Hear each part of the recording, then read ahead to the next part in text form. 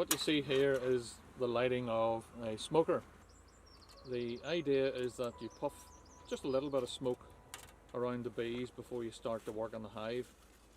And in the bees' mind, they think that there's a forest fire, and so they then go down into the hive, and as a consequence which it generally makes the hive a bit calmer and easier to work on.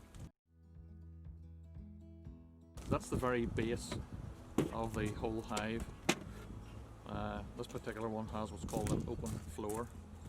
This section here is what's called the brood box, and effectively that is where all of the young bees, the eggs, the larvae are all bred.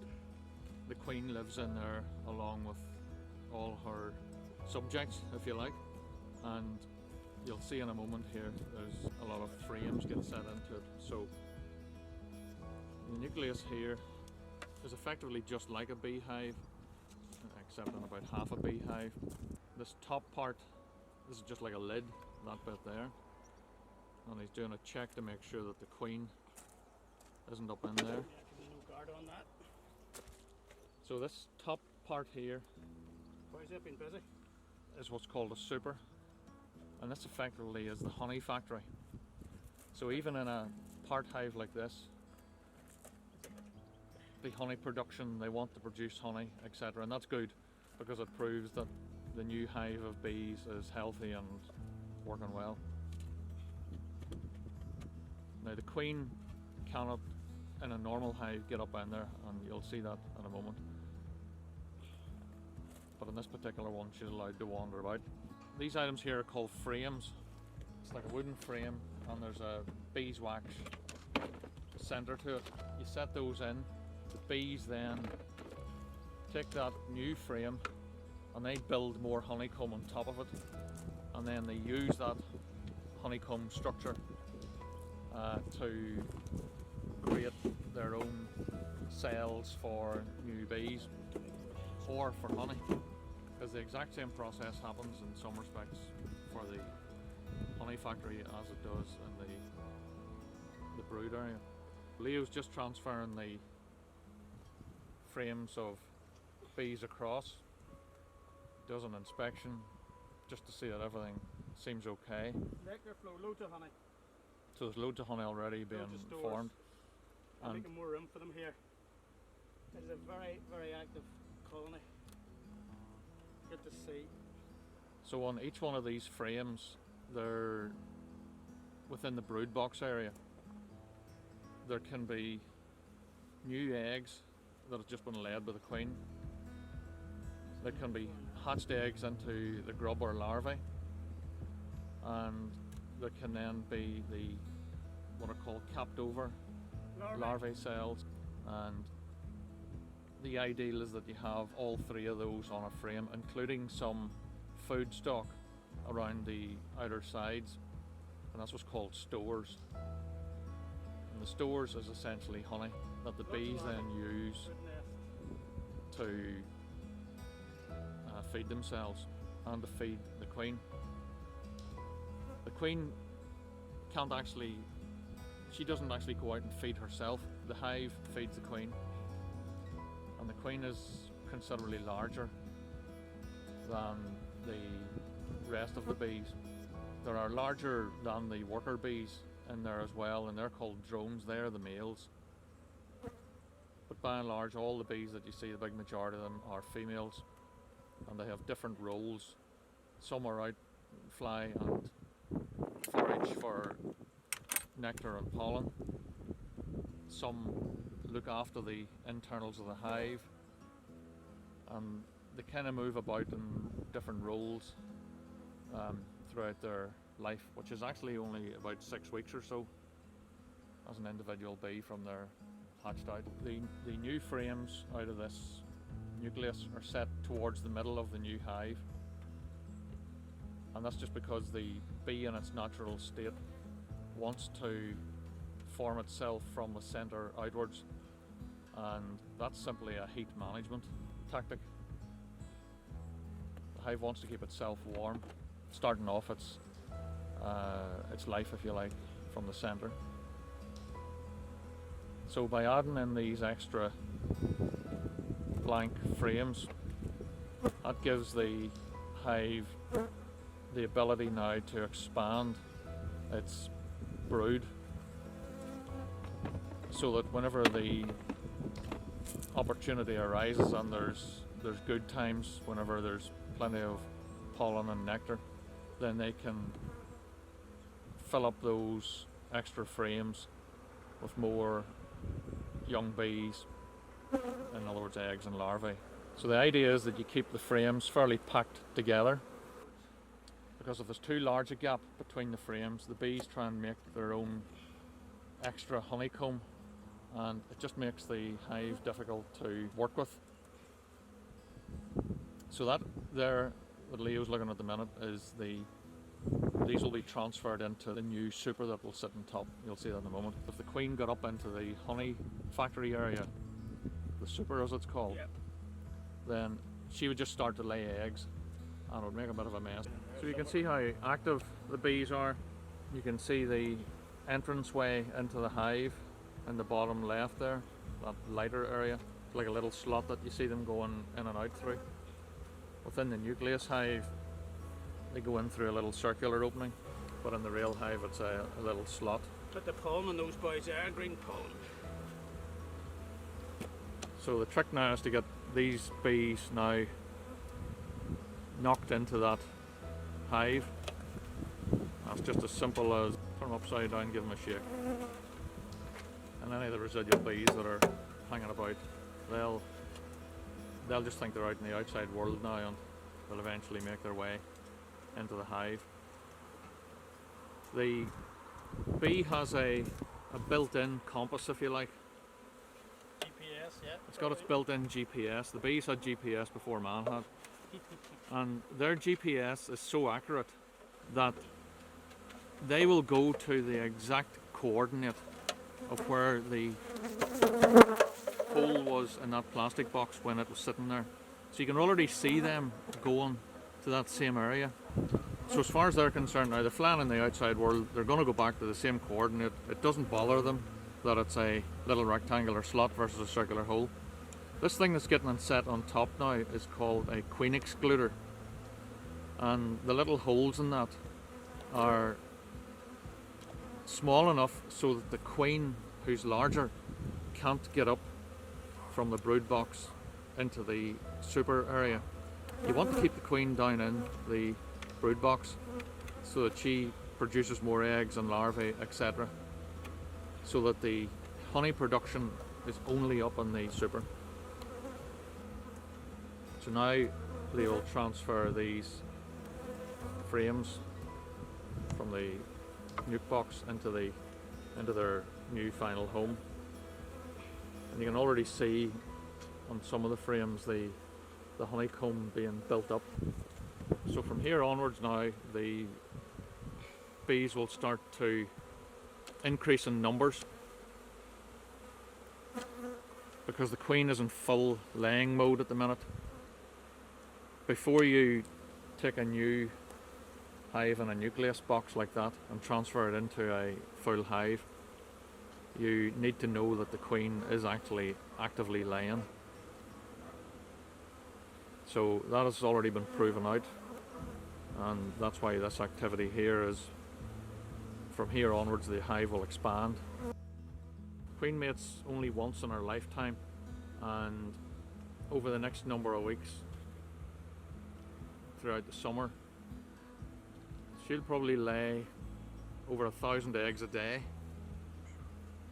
and they take about 3 days as an egg before they then turn into a larvae. Then in the hive at that point, the bees inside the hive, they keep that larvae fed, and then they put that other. They cap it over.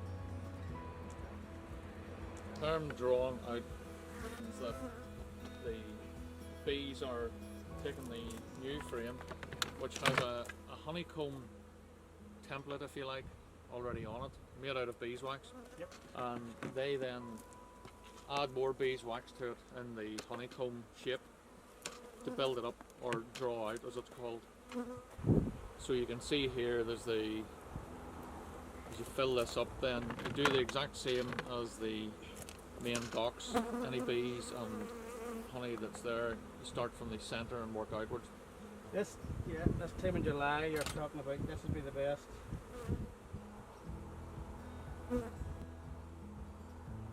And you can add more than one honey factory layer or super. So it's not uncommon for hives at this time of the year to have 2 supers on top of the brood box.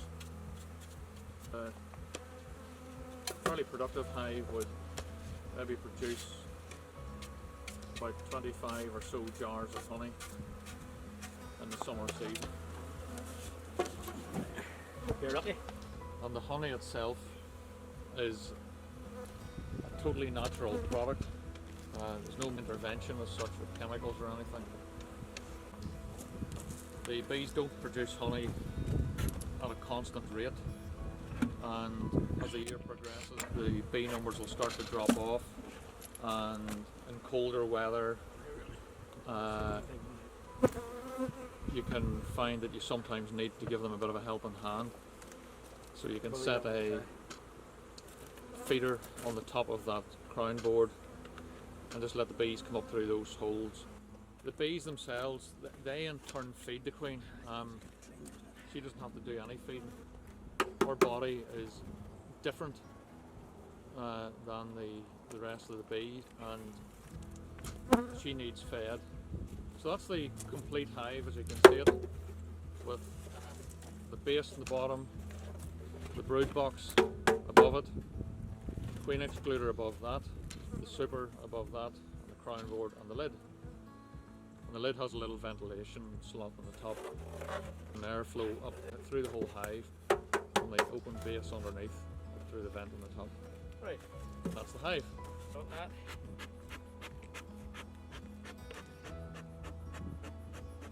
So this is a full hive comprising the different sections that make up a beehive. Just notes that you leave with each hive. You take your notes on a weekly basis or whatever, how frequently you inspect. This is called a crown board. It's like a lid within a lid. And then underneath this here is where the action sort of starts. That box underneath is, that layer underneath if you like, it's called a super. You don't want to necessarily open hives up too much if you don't have to, because they lose heat from within the centre of the hive, and it knocks the bees back a bit in their production of honey. So you give them a little bit of smoke, helps calm them down as such. You're going to lift the complete super off as one lump. Underneath that grid is what's called a queen excluder, because the queen, who's fatter and longer than the rest, needs to be kept down in the brood box where all of the new bees are, new eggs are laid and form into larvae and then into full bees. So the queen is in there somewhere, and as you can see there's a lot of bees. So inside both the super and the brood box are a thing called frames, and these frames are effectively a wooden frame, like a picture frame, with honeycomb centre, and that's where the queen does the laying of the eggs and the new brood is brought on. So the frames have to be kept pretty tightly packed to stop the bees actually building more honeycomb and causing problems with the hive getting too jammed up with honeycomb, and it makes it hard to actually manipulate. The bees create a material called propolis, and they use it to seal up all sorts of little nooks and crannies inside the hive, and including in around the frames, and that's why they're a bit sticky to get out, and you need to use the tool there to prise them apart a bit. On each frame you want to have new eggs, larvae, young bees and food stock, or called stores. Very good brood pattern there. And that light brown colour you see, those are actually capped cells, and that's brood as such. So inside one of those little cells is a wee grub, which will break out as a young bee. And inside the brood box, you're inspecting for various things, including different types of diseases that there can be in bees. You're also looking actually for signs at certain times of the year of the hive wanting to create a new queen, because the hive lives as one organism, nearly like a huge community. Yeah. And it's not the queen that decides actually what happens. The queen is purely the device that does all of the laying, and it's the hive itself that decides what to happen. So some of the larger cells in there are male cells being produced, because there's always some male bees are hatched in a hive. So you can see the hive itself is fairly not aggressive or anything, and you're checking also as well that if there was any signs of the hive wanting to bring on a new queen. The queen cell looks very, very different to the others. It's like a long finger nearly type of a cell. All of the flying worker bees that go out and bring back the pollen and the nectar, etc. They all start off life the same. And all of those worker bees and the bees that look after the hive, etc., they're all female bees. And they started out exactly like the queen, except the queen was, as a grub, fed with what's called royal jelly. And this royal jelly totally transforms the sexual organs of that particular single queen, so that she is the one that has enough ability to create lots of eggs throughout her life.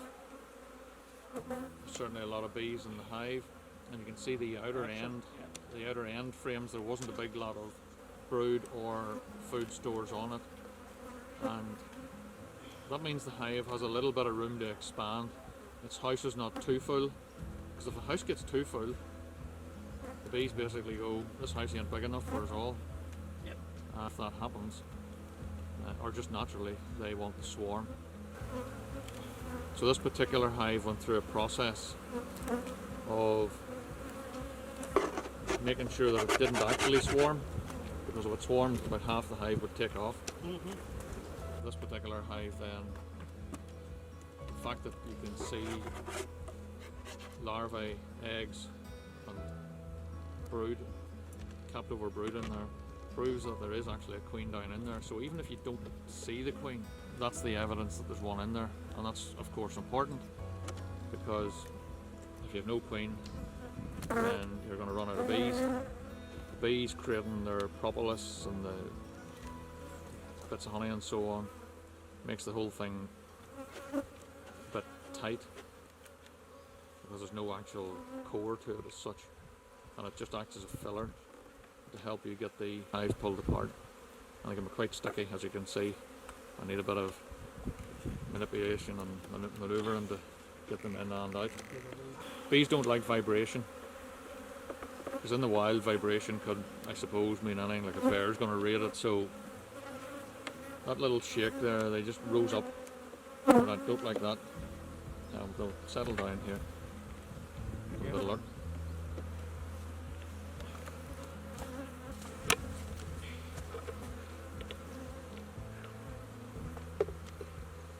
Put the sheet of wax and the bees are manipulated.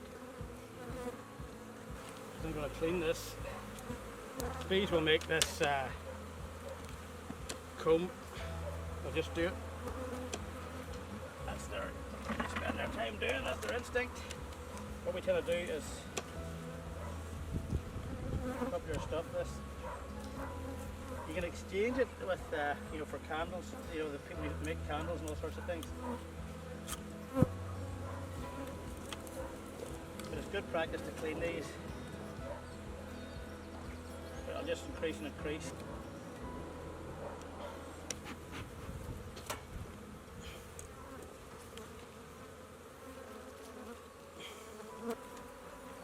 Have a smell of that. Beautiful.